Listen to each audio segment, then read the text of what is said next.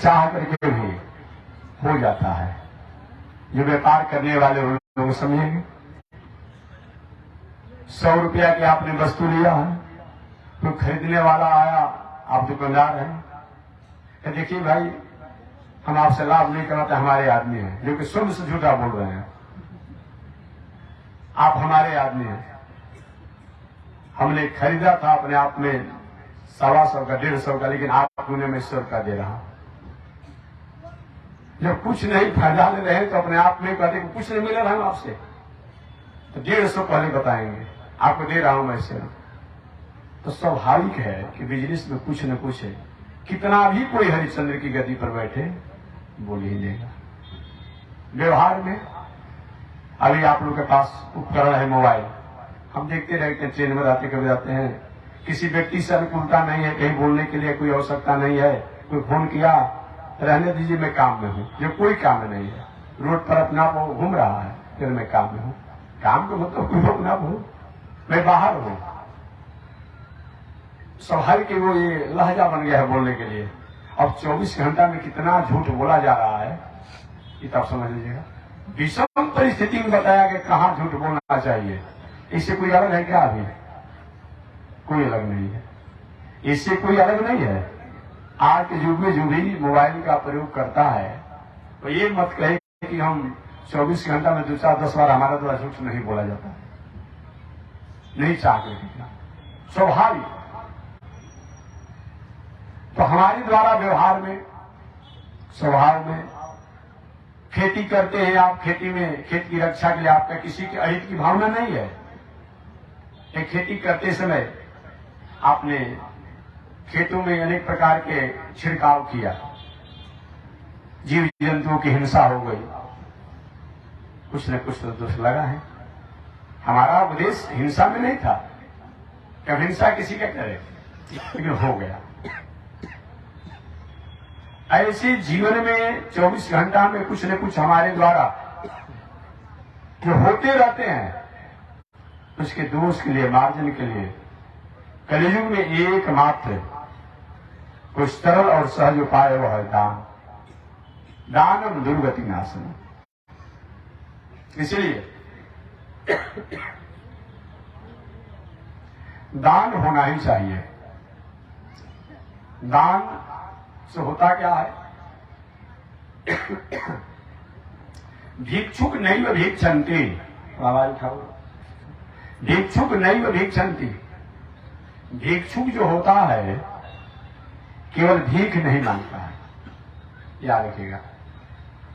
भिक्षुक किसी के द्वार पर जाता है, केवल भीख नहीं मांगता है, उपदेश देता है।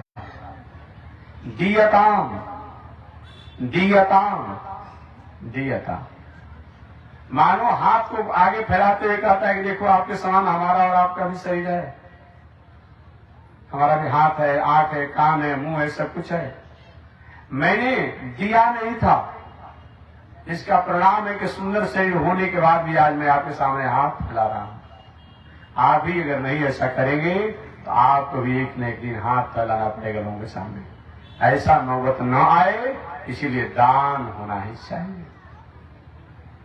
दीयता। इसलिए मानव जीवन में दान हमारे शरीर, हमारी आत्मा, हमारे दिल, हमारे दिमाग, हमारे बुद्धि को पवित्र करने वाला होता है। वस्त्रों को सफाई के लिए साबुन सर्फ की आवश्यकता है। शरीर की बाहरी मल को दूर करने के लिए भी साबुन सर्फ जल की आवश्यकता पड़ेगी। आत्मा के मल को दूर करने के लिए परमात्मा की शरणार्थी करनी पड़ेगी। बुद्धि को निर्मल करने के लिए परमात्मा में चित्त को लगाना पड़ेगा।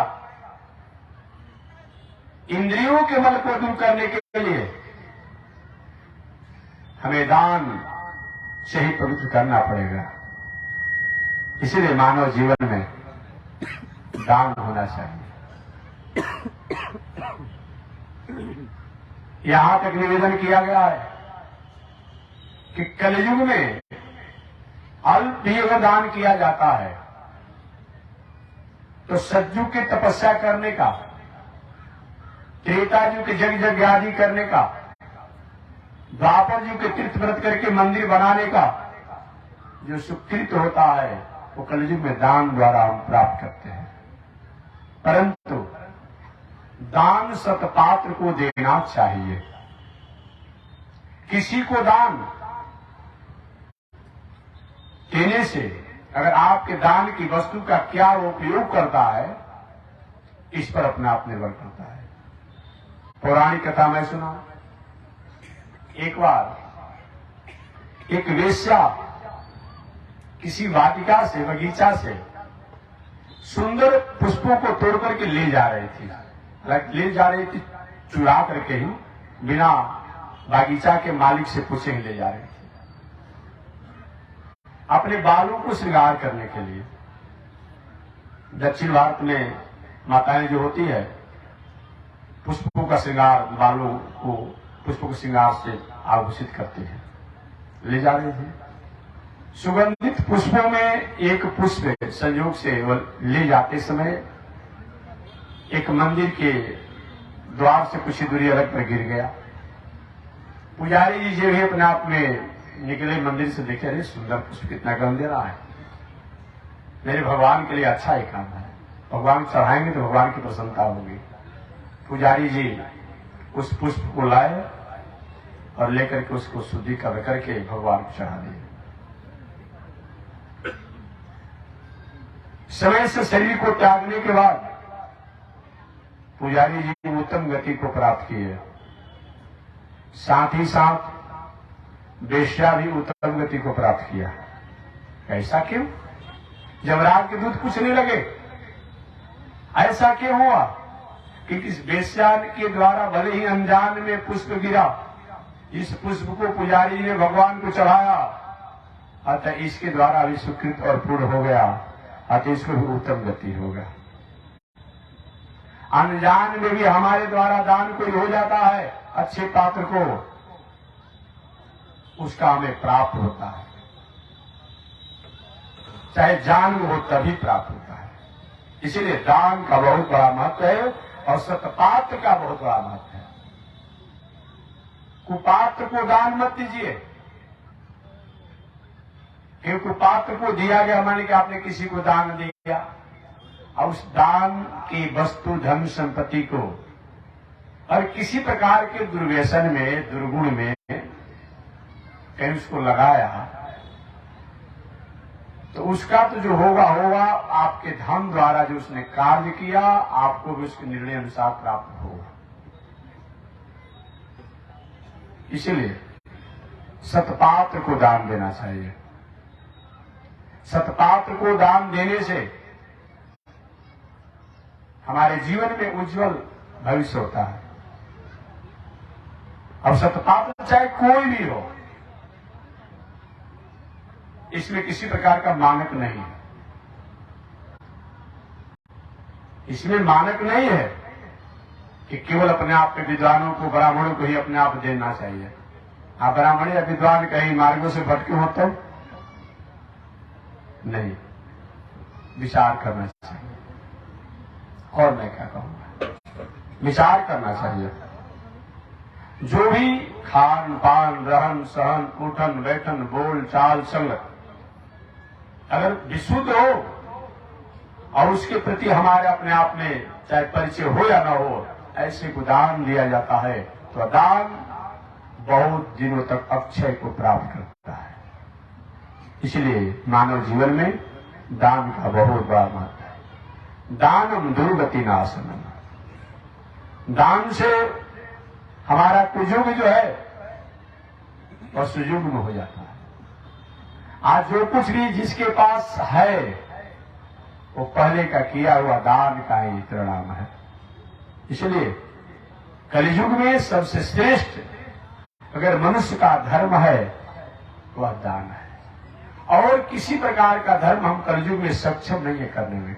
अब देख लीजिएगा, नवरात्र चल रहा है, बहुत लोग केवल हम 9 दिन अपने आप में फलाहार करके रहते हैं, उनके व्रत बस इतना में समाप्त हो गया 9 दिन का। 9 दिन केवल फलहार के अलावा आपने क्या किया इनको से कोई मतलब नहीं है। 9 दिन फलहार रहते हैं अपने आप में, हम अन्न नहीं खाते हैं। कितने लोग कहते हैं कि हम अपने आप में रस पीकर रह जाते हैं, पानी पीकर रह जाते हैं, फल खाकर रह जाते हैं, अन्न नहीं खाते हैं। बस इतना में ही उनका नवरात्र समाप्त हो गया। एक और बड़ी बात है भाई, केवल फलहार रहने से ही नवरात्र व्रत समाप्त हो गया, यही मतलब होता है। मिर्गा तो जिंदगी भर दूर खाकर आता है, आपसे कम फलहारी है बताइए ना, कम फलहारी है नहीं। ये केवल फलहार का मतलब नहीं होता है। हम उस नवरात्र में किया क्या? नवरात्र का मतलब क्या होता है? हमारे शरीर में भी 9 छेद है, 9 द्वारे पूरे नहीं। हमारे आपके इस राजमहल में, राजभवन में, जो मानव का शरीर रूपी राजभवन है, ये राजभवन में भी 9 द्वार है। एक राजमहल के एक द्वार की रक्षा करने के लिए तो पहरेदार को 24 घंटा सतर्क रहना पड़ता है। ये मानव शरीर रूपी राजभवन में, राजमहल में 9 द्वार हैं। यदि किंचित कहीं कोई पर्दा थोड़ा सा चुप किया, असावधानी किया, बहुत कुछ विस्फोट हो जाता है। ये हमारा आपका शरीर राजमहल है, राजभवन है, राज दरबार है, राज किला है। इसका राजा कौन है? इसका राजा आत्मा है। इस शरीर का राजा आत्मा है, जीवात्मा है। आत्मा भी कहा जाता है, जीवात्मा भी कहा जाता है। इसका राजा है। इसका महाराजा कौन है? परमात्मा है। राजा हो लेकिन महाराजा का अधीन रहना पड़ता है। परमात्मा जो है महाराजा है, ये बताया गया। और मंत्री कौन है? हमारा आपके 9 द्वार वाला राजमहल है, राजभवन है, राजकिला जो है, इसमें आत्मा राजा है, परमात्मा महाराजा है। और मंत्री कौन है? मन, बुद्धि, चित्त। ये 3 मंत्री हैं। तीनों की मंत्रणा से ही ये शरीर की नियंत्रण होते रहता है। आत्मा इन्हीं विचारों से काम करता है।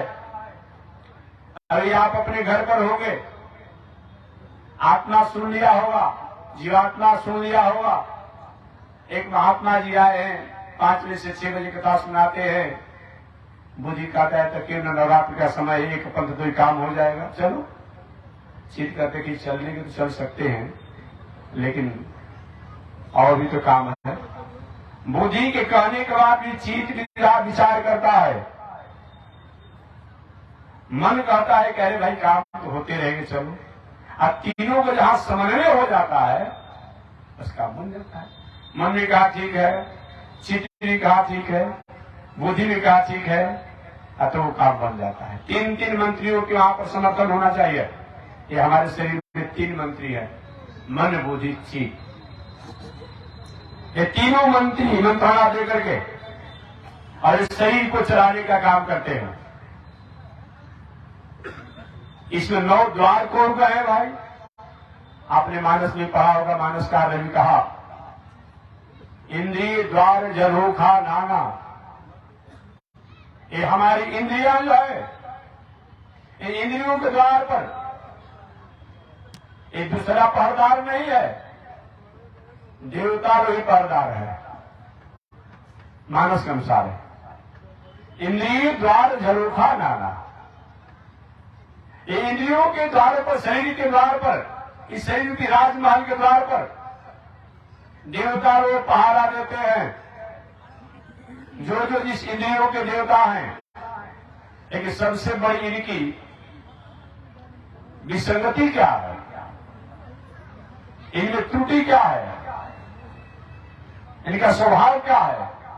रहते हमारी रक्षा में, हमारे इंद्रियों की रक्षा में, लेकिन धोखा हमें और हमारे इंद्रियों और हमारी आत्मा बुद्धि को ही देते हैं। यही इन देवताओं की सबसे बड़ी दोष है। इंद्रिय द्वार झरोखा नाना, आपने पढ़ा होगा। और जब किसी प्रकार की कोई ऐसी विसंगतियां आती है, यदि कौन देखता है, कर लो, देख लो, यही इनके दोष है। कौन देखता है, कर लो, यही इनके दोष है। द्वार पर खड़े तो रहते हैं, लेकिन द्वार की रखवाली में थोड़ी सी ढिलाई करते हैं। ये कौन तो नौ द्वार है, बताना नहीं है, आप जानते हैं। 2 आंख के द्वार है। एक भवन की निरीक्षण के लिए एक द्वार होने पर कितनी सजग रहना पड़ता है जी। तो यहां 9 द्वार है। आंखें हमेशा जो हमारे लिए दृश्यमान नहीं हो, उसी की तरफ हमेशा चंचल रहती है। 2 आंख, 2 कान द्वार हैं, 4 द्वार हो गए। जो नहीं सुनना चाहिए वही सुनने के लिए रसिक रहते हैं। लोग कहता है कि कल्पित, कहता है ना कि कल्पित ईश्वर है, कल्पित राम है, कल्पित कृष्ण है। लेकिन कल्पित के कितना बड़ा महत्व होता है जी। आप मोबाइल पर, टेलीविजन पर कल्पित तो अपने आप में अश्लील सश्लील ज्ञान सुनते हैं, उसमें कितना अपने आप प्रभावी आप हो जाते हैं। अरे कितने छोटे छोटे बालक तो गेम खेलने में क्या क्या करने में अपने को समाप्ति हो जा रहा है। उसको मारो, उसको पकड़ो, उसको करो, वहां करो, उसी में देखिए अपने को पलायन हो जा रहा है। कल्पित है ना, वो क्या है? कल्पित में अपने आप में जो भी आपके द्वारा उपकरण आपके पास है, मोबाइल इत्यादि जो कुछ में करते हैं, कोई व्यक्ति कहाँ है, कोई व्यक्ति कहाँ है। लेकिन कल्पित द्वारा पिक्चर जो आप देखते हैं, कहाँ गंगा जी है, कहाँ यमुना जी है, कहाँ कौन व्यक्ति है, कहाँ एक्टर है, कहाँ शूटिंग है, क्या क्या है। शब्द जो है वो कल्पना ही तो है। एक एक अक्षर को शब्दों की रचना करके वाक्य बनाया गया, वाक्य से पद भी बनाया गया, उनसे सेंटेंस इत्यादि को पूरा किया गया। और वो कल्पना के द्वारा, उस कल्पित के द्वारा आप उसमें भावना में भावित हो जाते हैं, भावना में भावित हो जाते हैं। अब उस कल्पित द्वारा मान रहे हैं, आप कह रहे हैं, उस कल्पित द्वारा अगर समाज के लोगों की भटकाव जो है, और भटकाव कहीं अपने आप रुक जाती हो, तो कल्पित कोई दोष है।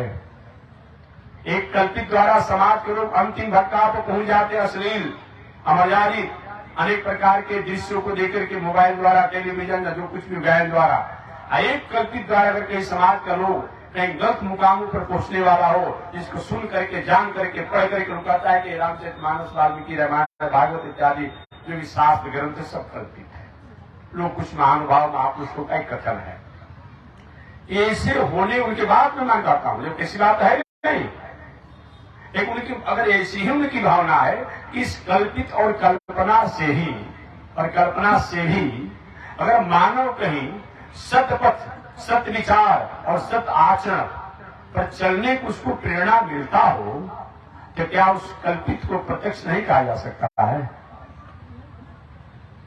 कितने लोग ऐसे कल्पित वाक्यों द्वारा, कल्पित प्रसंगों द्वारा, कल्पित घटनाओं द्वारा, कल्पित इतिहासों द्वारा, कल्पित पुराणों द्वारा अपने जीवन को संवार लिया, सजा लिया, मंगल कर लिया। इसलिए दुनिया में कल्पित भी कभी कभी हमारे लिए स्वरूप का प्रत्यक्षीकरण होता है, प्रगटीकरण होता है, प्रकाशीकरण होता है। इसलिए मानव जीवन में 9 द्वार है।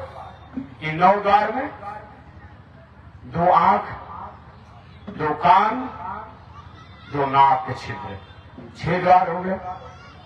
एक मुंह के छिद्र हो गए। कितना हो गया? 7 हो गए ना?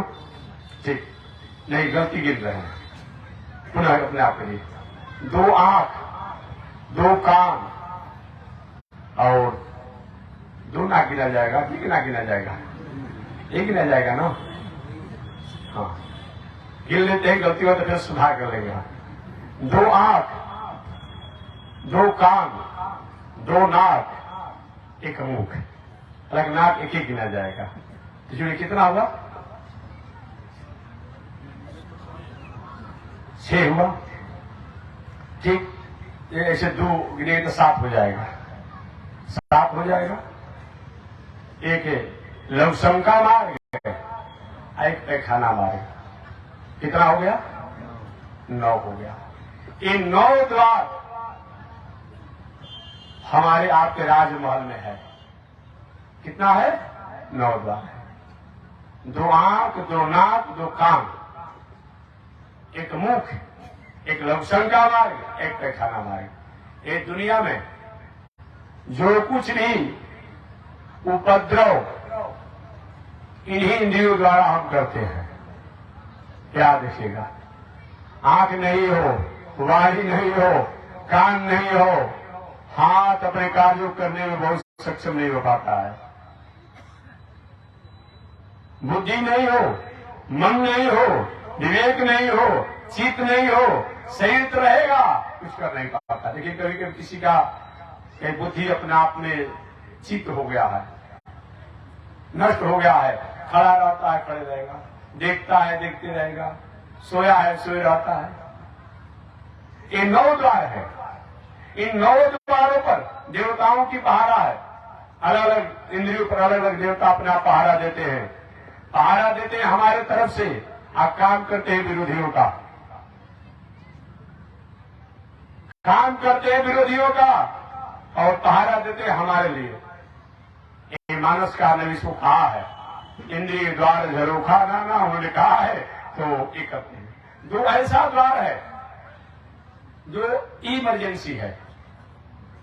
ये द्वार हमेशा काम नहीं होता है। एक द्वार जो है नाभि द्वार। जब हम माता के गर्भ में रहते हैं तो माता के गर्भ में रहते हैं तो उसमें कौन भोजन देता है जी? कहां से भोजन होता है बालक को गर्भ में? भगवान ने कितना सिस्टम बनाया है भाई।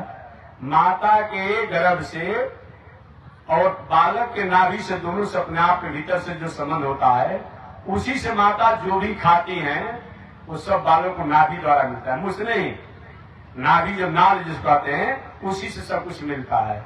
माता अगर खट्टा खाती है, बालक को थोड़ा भोजन का प्रभाव असर पड़ता है। तीता खाती है, गर्म खाती है, इसीलिए उस अवस्था में माताओं को चाहिए कि बहुत भोजन को मधुर, मधुर माने में नहीं करें कि बहुत माने मधुर खाकर शुगर हो जाए, ये बात नहीं कह रहा हूं। मधुर का मतलब शुद्ध भोजन। ये नहीं कि गर्भ में बालक है, रोज मछली खा रही हो, मांस खा रही हो, अपने आप में गर्भ के बालक पर प्रभाव पड़ेगा अपने आप में। डॉक्टर ने तो रोज सबको समझा रहा है कि बुद्धि तुम्हारा ठीक हो जाएगा अपने आप अंडा खाओगे तो। और बताएं, जितना विकार है मुर्गा मुर्गी खाता है, अब उसी से अंडा बनता है, अब उसको खाने से बुद्धि ठीक होगा? देखते हैं जितना छोटा छोटा कीटाणु से लेकर गंदगी से लेकर के सब मुर्गा मुर्गी खा जाते हैं। अब उसी से अंडा होता है और उसी से बुद्धि ठीक हो जाएगा।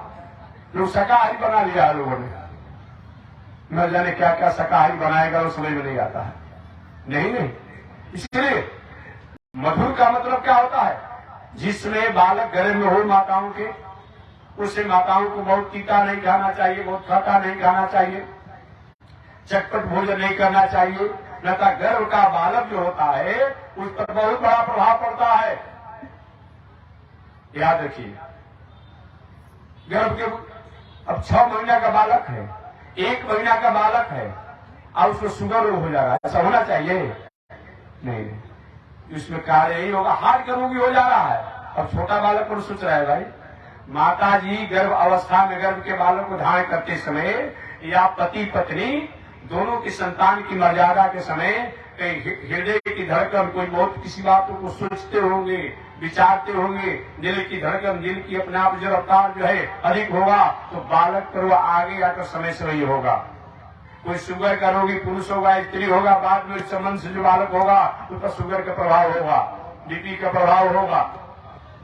ये सब चीजों पर विचार करके मेडिकल साइंस से तब आगे संतान का विचार होना चाहिए, अन्यथा बाद में चलकर बालक उससे कुप्रभावी होता है, ये बताया गया है। तो माताओं को बताया गया है उस अवस्था में शुद्ध और सात्विक भोजन करना चाहिए। जब तक गर्भ में बालक हो, संत महात्मा भगवान ईश्वर जिसमें तुम्हारा प्रेम हो, उनको ध्यान चिंतन करते रहो कि गर्भ का बालक समय से संस्कारी हो। भोजन स्वादिष्ट और सुंदर होना चाहिए। खड़ा भोजन नहीं करना चाहिए। जिस भोजन को पचने में, पकने में, शरीर में, पेट में अधिक समय लगता है वैसा भोजन नहीं करना चाहिए, गर्भ के बालक पर प्रभाव पड़ता है। इस तरीका से बताया गया। तो 9 द्वार तो ये प्रत्यक्ष हम लोग जानते हैं। एक नाभि द्वार जो होता है, जो गर्भ में ही वह काम करता है, और बाकी बालक ये भी बाहर आता है, ये द्वार बंद हो जाता है। जैसे मकान बनाने से पहले कुछ इमरजेंसी में द्वार बनाया जाता है, किसी से मटेरियल को पहुंचाया जाएगा, और जब मकान बनकर के तैयार हो जाता है, प्लास्टर सब हो जाता है, उस द्वार को बंद कर दिया जाता है, बंद कर दिया जाता है। ये 10वां द्वार है, नाभि जो है। 11वां द्वार, 11वां द्वार जो है तालु है। यहां बच्चा जब जन्म लेता होगा तो माताएं अनुभव करेगी, 5 दिन 10 दिन का जो बच्चा होगा, जो देखेंगे अपने आप में यहां से तालु के यहां धक धक धक हमेशा बहुत कोमल होता है, ये ब्रह्मरंध्र कहा जाता है। 11वां द्वार है, वहां पर माता जी तेल लगाकर इत्यादि करके उसको अपने आप मजबूत करती है।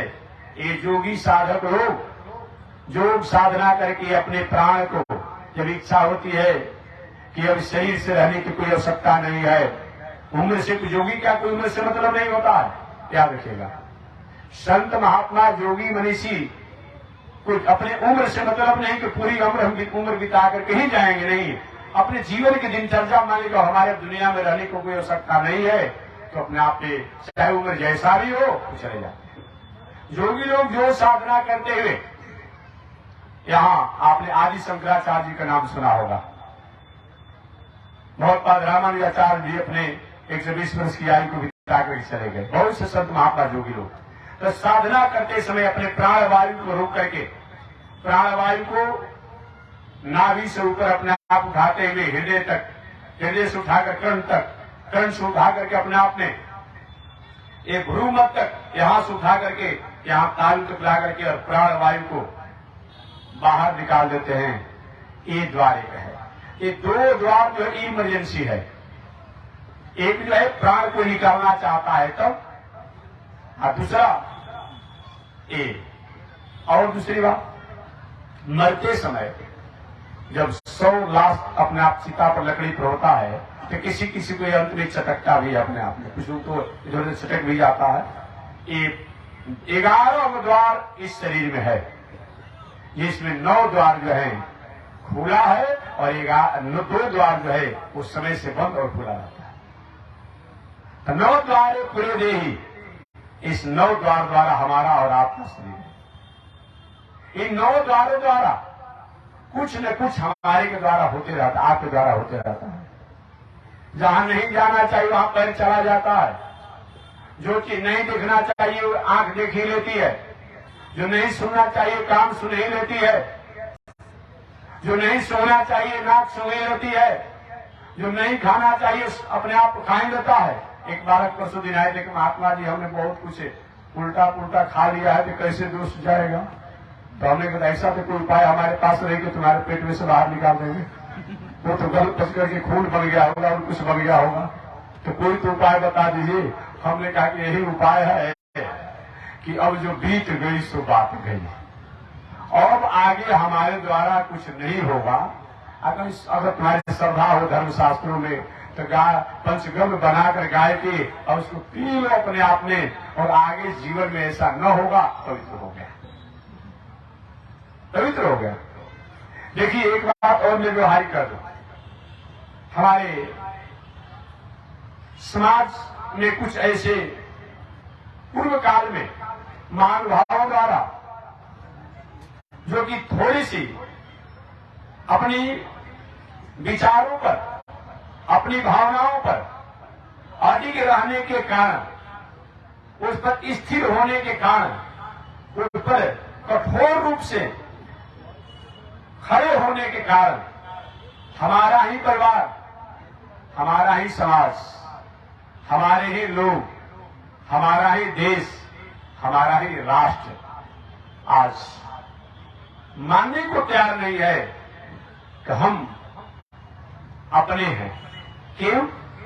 इसमें हमारे कुछ न कुछ महानुभाव लोग अपनी अकड़पन, अड़िग, कठोरता में थोड़ी सी दृढ़ रहे, जबकि ऐसा होना नहीं चाहिए। ठीक है, कोई व्यक्ति है कहीं किसी कारण से विषम परिस्थिति में, इसलिए तो बताया गया है कि आपत्ति काले न्याय डरो नास्ति। आपत्ति काल में कोई विषम परिस्थितियां आती है तो आपत्ति काल की विषम परिस्थितियों को हर कालों में एक दिनचर्या न बनाया जाए। पहले किसी जमाने में कभी कोई व्यक्ति होगा इसके द्वारा थोड़ा सा चूक हो गया होगा, भूल हो गया, अब क्या होगा? वो व्यक्ति अपने आप में उसको समाज कि नहीं भाई ये तो अलग है। लेकिन आज कहीं कोई कुआं में कोई, जिसको हम लोग अपनी भाषा में विधर्मी कहते हैं, थूक दिया, अब कोई ने कुछ कुएं का पानी निकाल करके पी लिया, अब जितने लोग उस कुएं का पानी पिए सबको छाप दिया गया। ये कोई मतलब होता है जी? आज ये बिस्लरी के बोतल चल रहा है ना, तो क्या गारंटी कर सकते हैं कौन व्यक्ति क्या किया है? देश से आया है कि विदेश से आया है कि क्या आया है, कैसे आया है? कोई है कि संध्या बंदन करने वाला उसको भरता है, कितने काल संध्या करने वाला भरता है, कि उल्टा खाने पीने वाला उसको पानी भरता है? किसी का निर्णय है? कहाँ किसको छापते हैं? इसीलिए विषम परिस्थिति में अगर कोई ऐसी बात होती हो तो विषम परिस्थिति की उस काल तक ही, उस समय तक अपने आप में बताया गया है, उसके लिए परिहार बताया गया है। परिहार यही है, जीवन में, व्यक्ति में किसी प्रकार के खान पान, रहन सहन, आचरण, स्वभाव में अगर कोई दोष आ गया तो उसका प्रायश्चित कर ले, परिहार कर ले। आपने अजामिल जी का नाम सुना होगा, अजामिल जी का नाम आपने सुना होगा। अजामिल किस चीजों से नहीं भटके हुए थे, ये बता दीजिए पहले। किस चीजों से नहीं भटके हुए थे? आचरण से लेकर के, खान पान से लेकर के, उठन बैठन से लेकर के, बोल चाल से लेकर के, और अपराध की अंतिम दुनिया में थे। संतों ने क्या किया? उनको प्रायश्चित तो कराया। प्रायश्चित ने कहा, बेटा अब तुम अपने जीवन को समझो। बहुत कुछ नहीं कहा बेटे, उसमें अजामिल उन संतों की बातों को मानने में अपने आप में सक्रिय नहीं था। उन्होंने कहा, बेटा अपने स्वरूप को समझो। अजामिल ने कहा, महात्मन अपने स्वरूप को कैसे मैं समझो?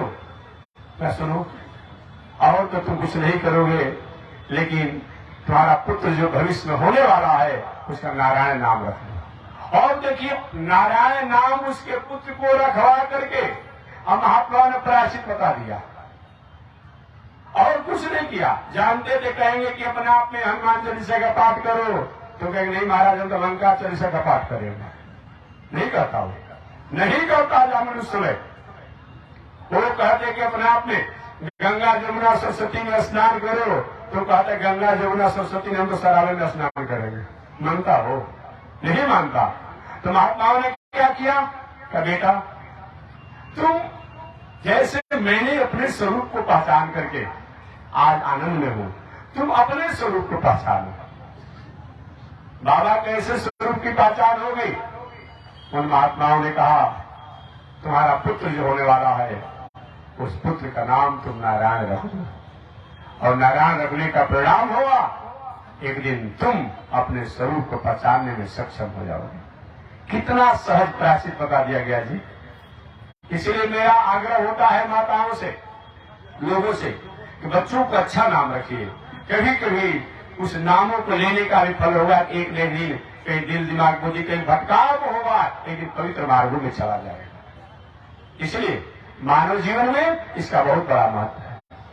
तो मैं निवेदन करना चाह रहा था दान की महिमा के बारे में कि कोई भी ऐसा मनुष्य नहीं है जो कह सकता है सही मायने में कि हमारे द्वारा कुछ न कुछ 19-20 ऊपर नीचे नहीं होता है। कोई भी ऐसा नहीं है। और सही में अपने आप में कहीं जोश में न बोले तब, होश में बोले तब, कोई भी हो, खेती करने वाला, व्यापार करने वाला, नौकरी करने वाला, अध्ययन करने वाला, अध्यापन करने वाला, जो कुछ भी हो। अरे और कुछ बात छोड़िएगा, जो संत महात्मा में भी है, भंडारा कराना है अपने आप एक जगह, और उसी भंडारा के नाम पर 10 अपने आप ले लिया जाता है। वो भी तो थोड़ा सा 19-20 हो गया ना। इसीलिए कोई व्यक्ति नहीं है, उसके लिए वही व्यक्ति अलग हो सकता है जिस दुनिया से ऊपर उठा हुआ पड़े हुए है। जैसे भगवान ऋषभदेव जी महाराज परे थे, ऊपर उठे हुए थे। कोई एक मुट्ठी धूल फेंक दिया, कोई बात नहीं। कोई जाकर माला लगा दिया, कोई बात नहीं। कोई गाली दे दिया, कोई बात नहीं। कोई स्तुति किया, कोई बात नहीं, बस मुस्कुराते रहे ऋषभदेव जी महाराज। बाकी और जो कुछ भी संसार में जब रहते हैं तो थोड़ा सा 19 और 20 होना ही है।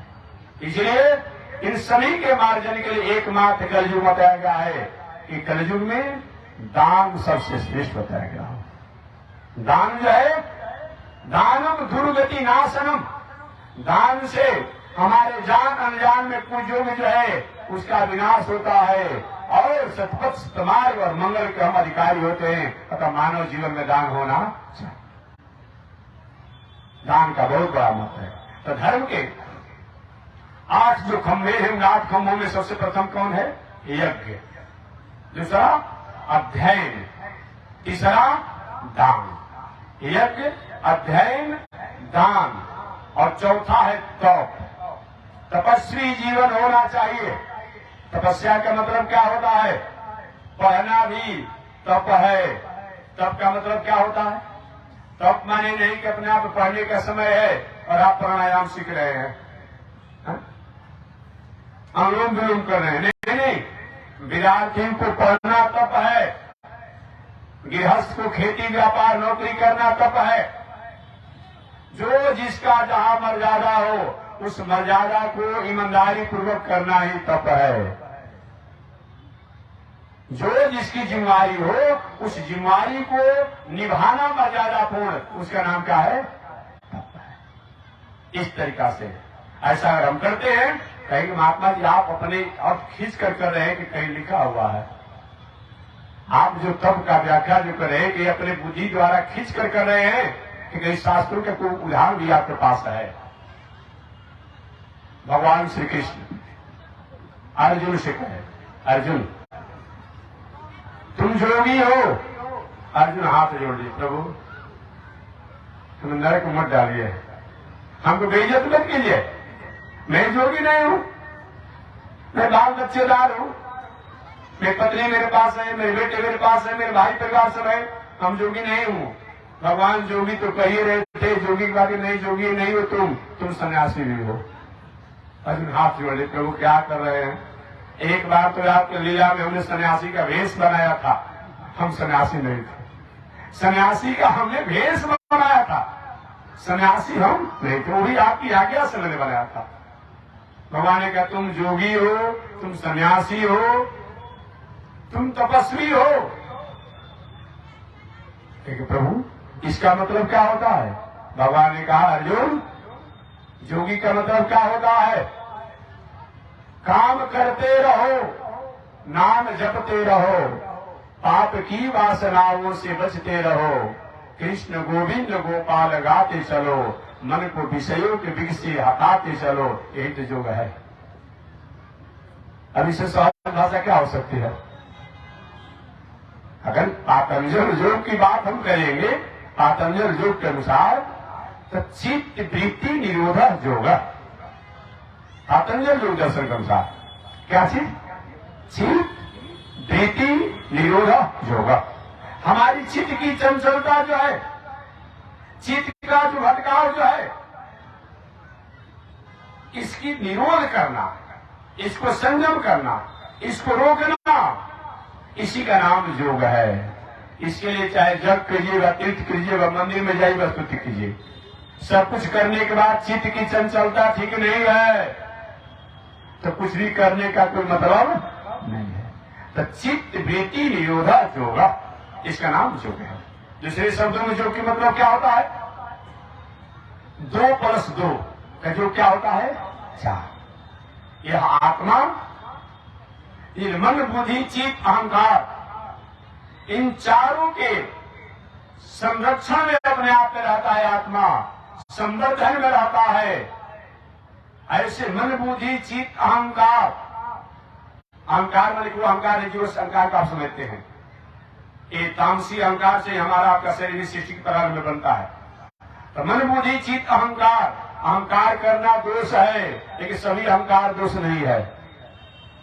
रामचरितमानस में, मानसकार में हनुमान जी से पूछा लंकेश रावण ने, हे बंदर, किसके भरोसे पर तुमने इस शोक बालिका को उजाड़ डाला? किसके भरोसे पर मेरी लंका की 1/4 सेना को मार डाला? तो हनुमान जी महाराज कहते हैं, दासो हम कौशलेन्द्रस्य। यहां तक तो बात ठीक थी। क्या चीज? यहां तक बात ठीक थी। दासो हम कौशलेन्द्रस्य। अगला शब्द क्या कहते हैं? दासो हम कौशलेन्द्रस्य। करने के लिए भी मैं हूं अपने आप में। यहाँ पर थोड़ा सा अहंकार है। ये अहंकार जो है दोष नहीं है, अस अभिमान है। रामचरितमानस में मानस भाई चौपाई हमसे शुद्ध हो जाएगा, हमेशा मैं कहता हूं, माइक से बोलता हूं। इन मानस की चौपाई में किसी प्रकार के गालियों में कोई हमसे थोड़ी सी आगे पीछे हो जाएगी तो उसको अपने अनुसार आप शुद्ध करके पूरा कर लीजिएगा। बात सीधी है। मानस में आया है तो आप लोग द्वारा सुन करके इतना हमको आनंद आता है मानस के चौपाई में कि मैं 2-4 शब्दों का आधा 1 अक्षर 2 अक्षर बोल देता हूं। अस अभिमान बताया गया है। यह अभिमान होना कि राम हमारे हैं और मैं उनका हूं, ऐसा हो जाता है तो यह अभिमान नरक को देने वाला नहीं है। यद्वा भागवता अभिमान वसति सारथ तद्वये चारणम बताया गया है।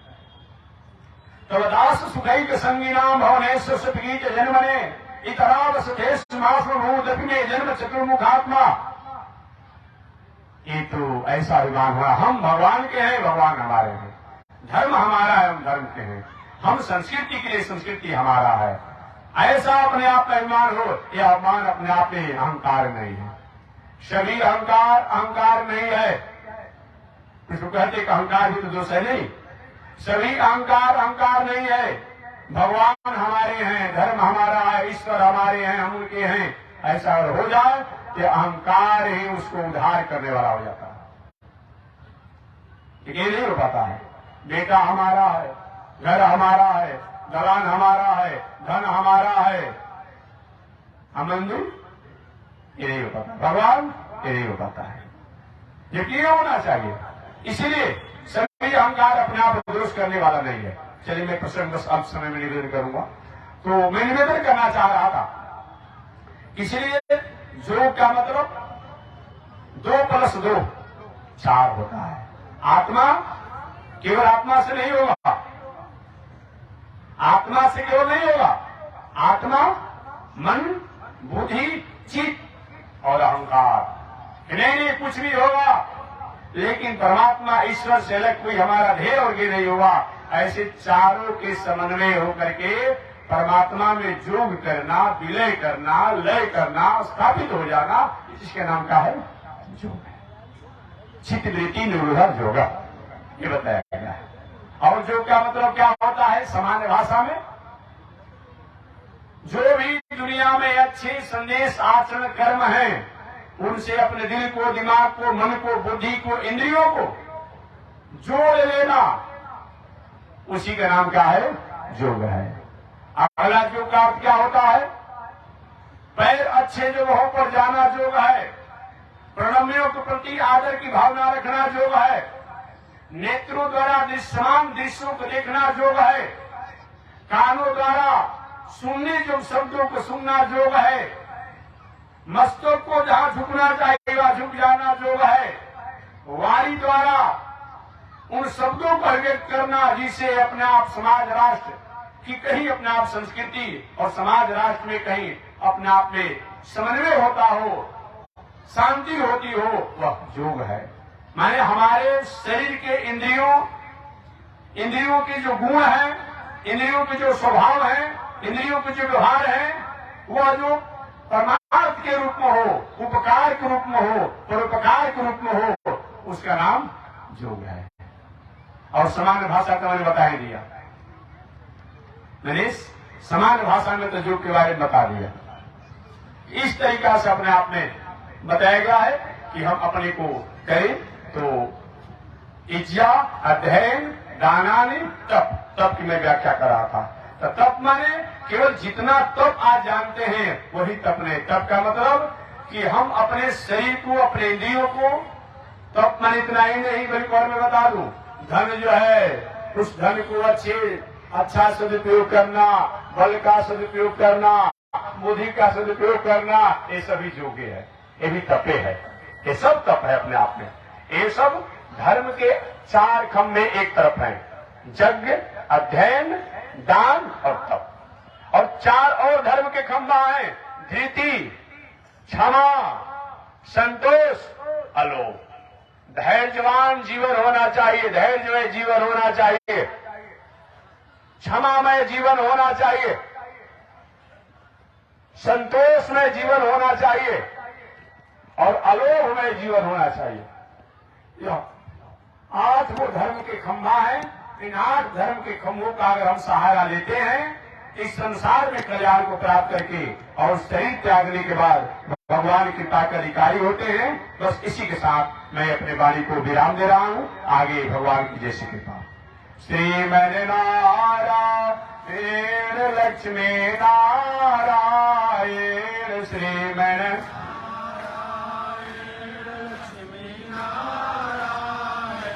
श्रीमन नारायण नारायण नारायण, श्रीमन नारायण नारायण। बोलिए श्री लक्ष्मी नारायण भगवान की, भास्कर भगवान ब्रह्मंगाचार्य स्वामी महाराज की, विश्व बंजगाचार्य श्री त्रिदंडी स्वामी महाराज की। हरि ओम। शांति शांति शांति।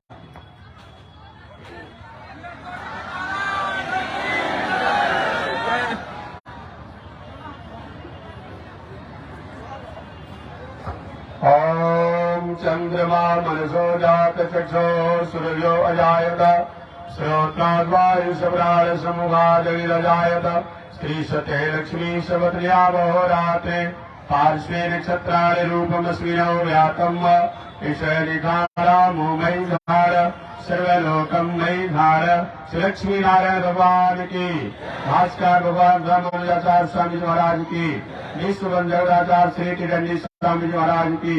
हरि ओम। शांति शांति शांति।